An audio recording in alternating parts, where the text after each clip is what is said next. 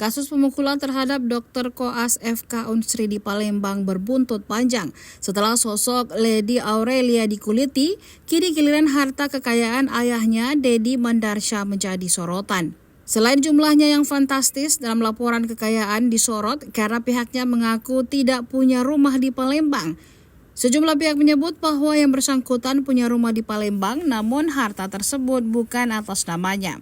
Untuk diketahui, Dedi Mandarsha STMT merupakan Kepala Balai Pelaksanaan Jalan Nasional atau BPJN Kalimantan Barat. BPJN merupakan balai di bawah Kementerian Pekerjaan Umum dan Perumahan Rakyat.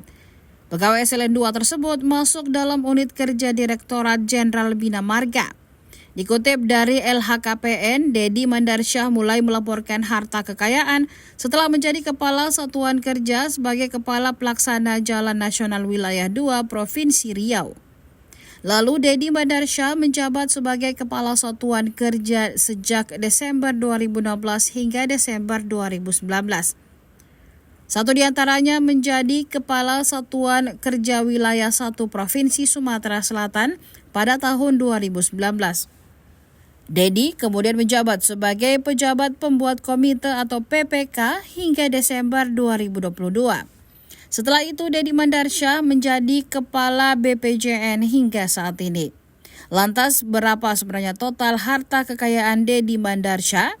Dedi Mandarsha melaporkan harta kekayaan pada 31 Desember 2023. Sejak tahun 2016, Dedi Mandarsha mengalami kelonjakan harta kekayaan yang signifikan. Pertama kali melaporkan LHKPN, Dedi Mandarsha hanya memiliki harta kekayaan sebesar 3,6 miliar rupiah. Artinya selama 7 tahun harta kekayaan Dedi naik lebih dari 150%. Kini total kekayaan Dedi Mandarsha memiliki harta kekayaan sebesar 9,4 miliar rupiah. Dalam rincian data tersebut tidak tertera rumah di Palembang. Hal itu kemudian menjadi perbincangan hangat di media sosial X.